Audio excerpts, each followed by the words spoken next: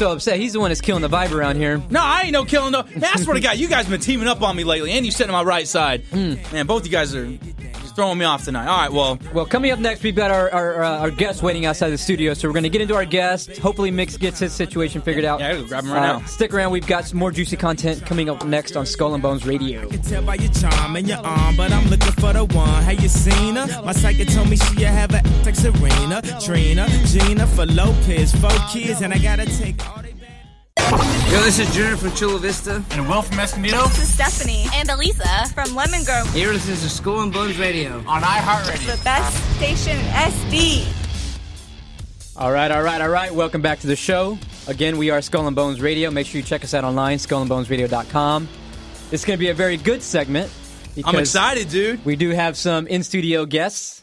Hey, man, so first off, Jean and I have been talking about getting some Harleys, and I know Matt Man back there, he's already been riding for some time. One hundo. That's right, man. So anyhow, we end up getting lucky tonight, and we got some guys right here from the motorcycle club, and Jean and I were kind of seeing what we could do to maybe get in, and so we suckered these guys into coming on the show with us, and they're going to tell us all about themselves and tell us a little bit about the club. So you guys are from the Combat Vets Motorcycle Association, Chapter 33, TAC 1, and we have the public affairs guy, Andy, and we have a member with him, Jeff Townsend. Thanks for coming on, guys. Thank you. Welcome to the show. So what's going on with you guys tonight, man? We got a golf clip. We do. I like to golf. I'm a golfer, so I appreciate the golf. Yeah, you know what? I pretend to be a golfer. No, we're thrilled to be out here. Yeah. Have the opportunity to talk about our group and what we got coming up. Hell yeah. What's on the schedule, man? So we've got a big event upcoming. This is our 5th annual stand-up ride. Fifth annual. We've been doing this for 5 years now. So we're getting some traction? We're getting some traction. Okay. We're moving in the right direction. It's our annual fundraiser. So as the Combat Vets Motorcycle Association, we are a 501c3 nonprofit organization. Oh, wow. So we don't technically consider ourselves a club per se. There are some technicalities in there. We don't have a 3-piece patch. We have a 1-piece patch. Okay. We don't claim any kind of territory or anything like that. So there's no clubhouse or anything. We actually rove around from different VFWs, Elks Lodges, and things like that. That's where we hold our chapter meetings and things like that. Okay. And we exist for one purpose and one purpose only, and that's vets helping vets. So That's we awesome, are dude. a That's great. 100% operated by combat veterans. So to be in the organization, we all have combat tours under our wings. And, Okay. Yeah, we're just out here raising money to help fellow veterans. Dude, That's awesome. No, that's actually really killer because I know that there's a lot of guys out there that like myself, and I think Jean could probably relate to this a little bit. When you get out and you kind of don't know what to do with yourself a little bit because you don't have that kind of camaraderie, that brotherhood anymore. Right. So I'm glad that you guys were able to put this together and do some good with it. Yeah, it's a really neat organization. There are tons of really great veterans organizations out there. I mean, everywhere you look, it seems to be there's another group of people supporting veterans, and we absolutely love that.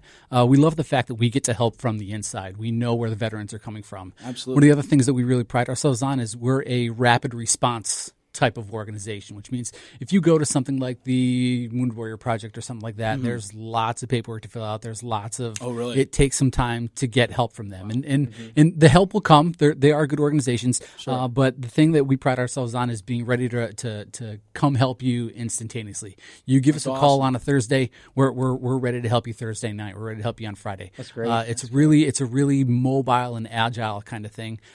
We are a pretty strong group down here in Southern California. There are quite a few chapters throughout California. Ours specifically operates usually from around the border all the way up to just about North Camp Pendleton. Oh wow! So we have a good. That's a big area of operation. A big area of operations. Yeah. That's a good way to phrase it again because we try hard to stay away from claiming territory or anything like that. There are some bigger organizations out there other than us. We don't like to ruffle any feathers. So about like the criminal kinds and stuff like that. I'm not gonna stereotype and say criminal kinds. There are other organizations that are bigger than us and they have different priorities to us, but they go out of their way to support us as well. I mean, there's people see our patch, our Combat Vets patch, and they know who we are and they know what we're about, and we get a lot of support and a lot of respect that way, and it's good. Dude, I have to say, I really love the eagerness and enthusiasm coming out of this. You know what I mean? Like you guys really seem like Like, yeah, you call us on Thursday, man. We'll be there right there the next morning to help you guys out. I love that, dude. That's freaking awesome. I'm sorry, John, I didn't mean to cut you off. No, it's fine. So how do a lot of people find you guys? Do you go to a website or what's? We how do. They know that based off the patch to say, hey, this is. So there's a couple different ways to find us. We are a national organization, so there are I think at this point there's at least one chapter in every state. So we go pretty big. To find us, you can either go online, it's combatvet.org, or you can find our chapter specifically at CVMA33-1.org. We are on Twitter as well, which is something I know. It's shocking. It's shocking. These are Vietnam, Korean War veterans. I'm still part of the younger generation. I'm an Iraq vet, and I know Jeff is as well. But the age difference in our group, the diversity in our group is phenomenal. We've got guys that have served in just about anything you can imagine at this point, and it's incredible, and it's amazingly therapeutic to sit down and trade stories with these guys. I mean, the wealth of knowledge and their experience is fantastic. And I know for me, just coming out, I just got out of the Marine Corps in December, and to have this group to turn to and to talk with and to be able to, it is as much therapy on the inside as the support that we give on the outside. It's an amazing group of individuals. It sounds like a really intense brotherhood then to be a part of. It really is. We cover every branch of service. We don't discriminate except for the Coast Guard. No, Coast Guard, right? I'm just kidding. Sorry, Matt, man. He's thinking about the Coast Guard Auxiliary back there. That's something Mick's been trying to get us into for months now. I don't know if they count or not. No, as far as we go, everyone that's served our country counts, and we look forward to having anyone come out and take a look at us and enjoy us. This event that we've got going on is for everyone. You don't have to be a rider. You don't have to own it. You own a bicycle, you can come out, you hang out. You drive a car, you can come out and hang out. I got a scooter, bro. That is A-okay. Come hang with us. We're more than happy to have you join us. It is an event that's for everyone. We got a great band coming out, a local band called Final Days. Indian Motorcycles will be there, Corvette Clubs. We've got a tattoo artist that's going to be on site. Hell yeah. So it's going to be a pretty big event. There's a service dog company coming called Shelter to Soldier. They're going to come out and bring some of their animals out. And again, it's all about getting good vibes out there, giving the community a way to reach the veterans. That tends to be really what we are. We're more of a vessel to say, a lot of people want to say thanks to veterans. A lot of them don't really know how to do so. We're there to fill that gap. So this is the way to do that. This is the way to do that. So what if you're still active duty? Yeah. Can you still join? You absolutely sure can. I actually have been a member of this chapter of CVMA for a little over 3 years now, and I just got out a couple months ago. So I've been there while I've been on active duty. And again, it was the camaraderie that attracted to me. It was the idea that I could continue to serve other vets. I love doing that in the military. Part of my favorite things was being there to help the junior Marines, and I get to do that. Carry on that same mission. I hated that part of the job. Did you? That doesn't. You're disgruntled though. That doesn't surprise me. I will interject this. I met Jeff when I was 18 years old, and I just gotten stationed out in Hawaii. And man, I used to bug him day and night, and I don't know how he didn't kill me, but he was a good superior. Feel that one? I had a family, man. That's why I didn't kill you. I'll tell you what, man. He was one hell of a Marine, one hell of a Marine leader. So I'll say I appreciate it. Actually, I deployed with him, and he's a cool guy. Now we've all been to boot camp here, and I've seen that TV show. Hold on, man. We've been to boot camp. He went to basic training. Oh, yeah. Let's be clear on that. It's got to count for something, right? Hey, John, we'll give you a pass on this one. No, but what was that show, man? I used to tell you about that. I used to work out with a guy out in Hollywood. What was his name? Sons of Anarchy. Oh, yeah. So I've seen the Sons of Anarchy before, and my understanding is you have to go through this initiation to get into an MC, the motorcycle club. So is it like going through boot camp all over again? It's like a hell week with you guys. How do you get in? Well, we can pass this one off to Jeff, because Jeff is actually the newest member of our group. He actually just got patched in. So super exciting. We're not the traditional MC, so you don't go through the whole what they call the prospect phase. Okay. You don't get beat up and hate. Well, you get hazed, I think. I kind of pick on you a little bit, but what'd you call me again? The fungus? Fungus. But you can tell them what it means.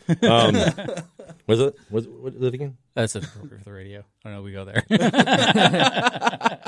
So he said something like, profanity. "Yeah, well, I think we can edit it, right, Matt?" We can I'll be bleep here all that out. A lot of beef, right? We can bleep that one out. Well, the last U.S. means you suck. So, but no, it's just you had the verified combat experience, and that's it.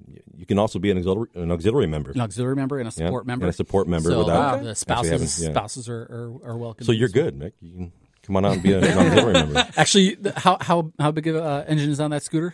Well, it's the foot kind where you push. So I don't know how many horsepower my feet got. All right. The basic requirements are that you are a combat veteran, that you can prove service in combat, Sure. And own and operate a motorcycle 500 cc's or larger. Matt, And you're good. That's to be a full patch member. To be a full patch member. Yeah, except for the first. Did you listen to him? I don't have the first requirement. Hey man, just join the auxiliary, bro. We'll send you out. We'll send you on some TJ missions, do some drug busts, and I'll tell you what, bro. I'll even go in a boat with a paintball gun. I'll even freeze the paintballs. I'll shoot at you.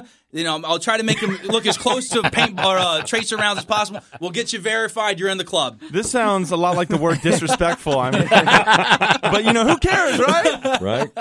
I don't. He's got the what is it, Matt? You got a Honda CBR 500? Yeah, I barely made the cut. Barely. Hey, it counts. It counts. You're in. It counts. You're in. I'm Okay. good. All right. So you don't need a Harley 500. No, actually, that's a good point. Yeah. We don't discriminate against sport bike riders, cruiser riders. I mean, it really is open to anyone that wants to come out. I mean, the mission is vets helping vets, and Okay. that's.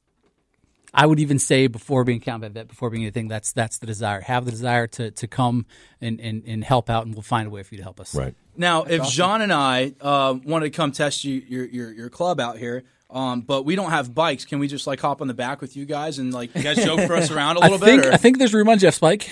I'm pretty sure. I took the sissy bar off. So Did you? Yeah, it's gone. That just means a bear hug. Big old man hug Well, there. as long as Mick comes with me. Mick wants to bear hug you. I'd do it. Why not? Problem is, Jean's probably going to be behind me, and it's going to turn into a little train gang on the roll down on two wheels. I don't know if that's going to look so well. I'll try anything once. He said he's in the Navy, right? That makes sense, though, doesn't it? It's all We're coming clear sorting it now. out. I feel like I'm outnumbered here. So, what's some things some people should be aware about with what veterans are going through that a motorcycle club comes together to help the vets out? What are some struggles that vets are going through out there? Oh God, I mean, it. Depression, PTSD. Right now, you got 22 members a day. Veterans a day that are. It's up to 22 members a day. Well, that's what's reported. I mean, if you think about it, they say on average 22 veterans a day commit suicide. Wow. That's just what's reported. I mean, you get probably 15, 20 more people a day that do that you don't even know about. Sure. So it's just. Sorry, you're jacked good. up there. No, yeah, but, you're good. But that's. I mean, it's terrible. It's tough, and there are a lot of things out there that contribute to those types of things, and that's where we like to stand in and help. We love to be there just as a voice for people to listen to. Sure. We have no problem coming around and swinging by hospitals and checking on veterans. Every year, one of our biggest things that we contribute to is the Veterans Village Stand down in San Diego, which takes all the homeless veterans in San Diego, and they come together. And I can't remember where they had it last year. The park. I can't remember. In the park, and they provide them with clothes. They provide them with medical care. They provide them with, and every year awesome. that's something that we contribute to. They have on-site medical clinics, dental clinics, all those kinds of things. Clothing, food. Yeah, they. So the whole works then. Yeah. Wow. And everything from those types of things to one-on-one direct financial need. We find out that someone's got a real problem going on, and we can find a way to help them. We're going to jump in there and do what we can to help those guys out. That's a neat thing about our organization. It's something that I'm really prideful about because it is a 501c3 nonprofit organization. 100% of what we take in goes back out. There's no overhead. We're all unpaid. So every single penny that we make on this upcoming stand-up ride, which is on April the 8th, coming out of the Escondido Elks Lodge, every penny that we make at that event will go back out to veterans and veterans programs. There's I have zero overhead. I have to take my hat off. My hat off to you guys because it sounds like everything's coming from the kindness of the heart. And so they are having this this 5th annual stand-up ride on April 8th, 2017. And once again, this is in Escondido? Escondido Elks Lodge. The registration that morning will open at 07:30 on site. We'll push the last bike out on the ride at about 09:30. And from that point on, we'll start to open it up to the public. We've got the vendors will start coming in, the band will start coming in, get set up, and usually about 10:30, 11 o'clock in the morning, we'll be in full swing as the bikes start to come back. And it's a pretty killer party. Great food being supported by the Escondido Elks Lodge to help us get all that ready.